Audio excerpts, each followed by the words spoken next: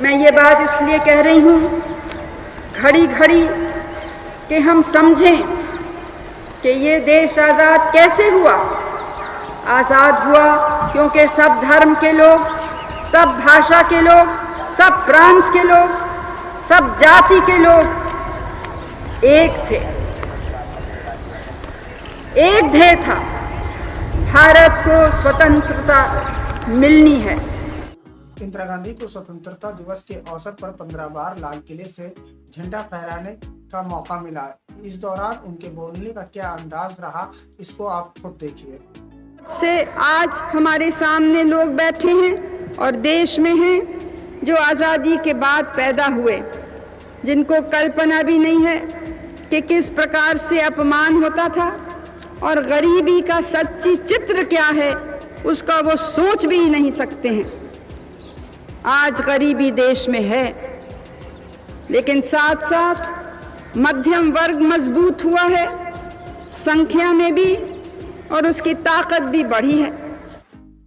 और देश के इतिहास में यह पहली बार हुआ था कि जब कोई महिला लाल किले से बोल रही थी और पूरी दुनिया और देश उसको सुन रहा था। हमारा जैसा देश जो इतनी गरीबी में था, इतना दबा हुआ था और डरा हुआ भी था एक समय, उसके लिए बहुत से रास्ते सामने नहीं हैं। वास्तव में तो एक ही रास्ता है, वो एकता का रास्ता है जो कौम को, समाज को, देश को मजबूत करे, जो खतरे से नहीं डरे, जो कष्ट से नहीं डरे। कष्ट आज़ादी के पहले भी थे और बहुत। स्वतंत्रता दिवस के अवसर पर इंदिरा गांधी को लाल किले तक पहुंचाने के लिए एक खुली जीप हुआ करती थी, जिसके ऊपर सवार होकर इंदिरा गांधी लाल किले तक पहुंचती थी और वहां पर मौजूद जनता का अभिवादन करती थी। आप देख सकते हैं कि किस तरीके से जीप में बैठकर इंदिरा गांधी लाल किले तक पहुंचती हैं और वहां पर अपना भाषण देती हैं। कुछ लोग हैं वो समझते हैं कि केवल तोड़ फाड़ से ही कोई आगे बढ़ सकता है, क्योंकि उससे शायद नाम समाचार पत्र में आ जाता है, कुछ धूमधाम हो जाती है। लेकिन हमको धूमधाम चाहिए या हमको अपने देश को मजबूत बनाना है? हमको अपना नाम अखबार में लाना है या हमको अपने देश को चमकाना है? ये आज आप सबको चुनना है। इंदिरा गांधी हमेशा एक सादे वेशभूषा में रहा करती थी और सादी भारतीय नारी के नाम से भी वह जानी जाती थी। दुनिया और देश की सबसे शक्तिशाली महिला होने का उनको कोई भी दिखावा नहीं था। आंध्र प्रदेश में, कर्नाटक में, महाराष्ट्र में, उत्तर प्रदेश में, इन जगह कौमी दंगे हुए हैं। दूसरे हादसे दूसरे भी प्रांतों में हुए हैं। जहाँ भी किसी को दुख है, वो उनका, न व्यक्ति का, न परिवार का, न उस कौम का दुख है, वो सारे भारत का दुख है। वो सारे भारत के ऊपर एक कलंक है और हम सबका कर्तव्य है कि इन चीज़ों को हम अपने देश में से जड़ से उखाड़ के निकालें। मतभेद तो होते हैं और ख़ास तौर से जो लोकतांत्रिक परंपरा हमने अपनाई है, उसमें और भी जगह मतभेद के हैं। लेकिन इसके माने नहीं कि हम उनके ऊपर नहीं उठ सकें। राजनीति, पार्टीबाजी या जो दूसरे एक दूसरे के बीच में अंतर हैं, उनसे ऊपर उठना है एक ध्येय के लिए कि इस देश को एक रखें। इंदिरा गांधी का जो भाषण देने का तरीका था, शायद ही वह किसी महिला नेता या अन्य नेताओं में दिखता हो। लेकिन नेताजी सुभाष बोस ने नारा दिया कि जब हम स्वतंत्र होंगे तो लाल किले पे तिरंगे को हम उड़ाएंगे। ये कारण है कि पहले 15 अगस्त को यहाँ भारत के पहले प्रधानमंत्री जवाहरलाल नेहरू ने ये झंडा फहराया और तब से हर प्रधानमंत्री इस कर्तव्य का पालन करते हैं। ना ही कोई चिट्ठी और ना ही कोई टेलीप्रॉम्प्टर और ना ही कोई लिखा हुआ भाषण। इंदिरा गांधी जी खुद अपने भाषण को अपने मन से बिना इधर उधर देखे बोलती थी और लोग उनको सुनना भी पसंद करते थे। हमारी आदत हो गई है कि दूसरे को दोष दें, दूसरा गलत काम कर रहा है। हर एक अपने दिल से पूछे कि क्या हम ठीक काम कर रहे हैं कि नहीं, क्या हम उस गलत काम को रोकने के लिए अपनी पूरी ताकत लगाने के लिए तैयार हैं कि नहीं।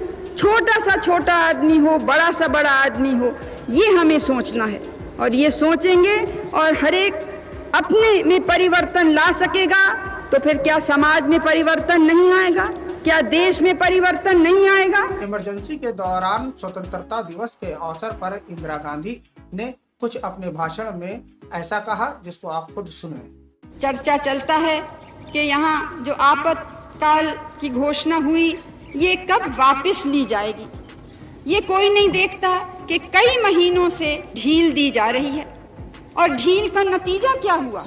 क्या जो लोग छूटे हैं वो उन्होंने ज़रा भी ये कबूल किया कि हिंसा और इस प्रकार के आंदोलन से, काम रोकने से देश की हानि होती है, या वो उसी रास्ते पे आज भी चलने को तुले हुए हैं। ये प्रश्न हमको पूछना है।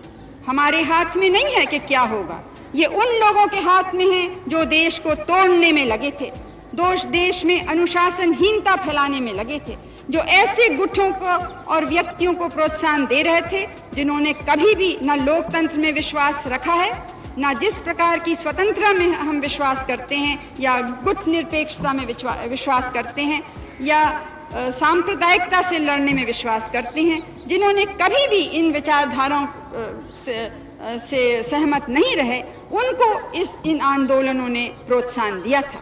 इंदिरा गांधी एक ऐसी लेडी थी जिनको दुनिया भर में आयरन लेडी के नाम से भी जाना जाता था। उनके बाद से अभी तक लाल किले से किसी अन्य महिला को यह मौका नहीं मिला कि वह वहां से भाषण दे पाए। खतरे देश के भीतर हमेशा ही रहते हैं। जहाँ इतनी विविधता है, इतने धर्म, भाषा, इतने नियम और रस्म, वहाँ कुछ न कुछ तो एक दूसरे से मुकाबला चलता ही है। लेकिन हमने हमेशा ये सोचा कि ये विविधता कमज़ोरी के निशान नहीं है, ये एक समृद्धि की निशानी है। ये भारत को एक और सुंदर बनाता है, हमारे समाज को सुंदर बनाता है। इसलिए हम नहीं चाहते कि किसी के धर्म पर आंच लगे या किसी की परंपरा पे कोई आंच लगे। सब अपने रास्ते पे चले, लेकिन वो सब रास्ते मिलने चाहिए। जैसे नदियाँ सागर में जाती हैं, वैसे भारतीयता के सागर में ये सब अलग अलग परंपराएं, अलग अलग नियम और रस्म मिले, जिसमें हम सब को फख्र से कहें कि हम भारतीय हैं। इंदिरा गांधी की हत्या से पहले यह उनका आखिरी भाषण था जब उन्होंने देश को संबोधित किया। आप खुद सुने। खतरे देश के भीतर हमेशा ही रहते हैं। जहाँ इतनी विविधता है, इतने धर्म, भाषा, इतने नियम और रस्म, वहाँ कुछ न कुछ तो एक दूसरे से मुकाबला चलता ही है। लेकिन हमने हमेशा ये सोचा कि ये विविधता कमज़ोरी के निशान नहीं है, ये एक समृद्धि की निशानी है। ये भारत को एक और सुंदर बनाता है, हमारे समाज को सुंदर बनाता है। इसलिए हम नहीं चाहते कि किसी के धर्म पर आंच लगे या किसी की परंपरा पे कोई आंच लगे। सब अपने रास्ते पे चले, लेकिन वो सब रास्ते मिलने चाहिए। जैसे नदियाँ सागर में जाती हैं, वैसे भारतीयता के सागर में ये सब अलग अलग परंपराएं, अलग अलग नियम और रस्म मिले, जिसमें हम सब को फख्र से कहें कि हम भारतीय हैं। दोस्तों, इसी तरीके से मैं आपके सामने अनसीन मूवमेंट और कई अन्य वीडियोस में लाता रहूँगा। कृपया आप लोग से अनुरोध है कि हमारे चैनल को सब्सक्राइब और लाइक ज़रूर करें। जय हिंद, जय हिंद, जय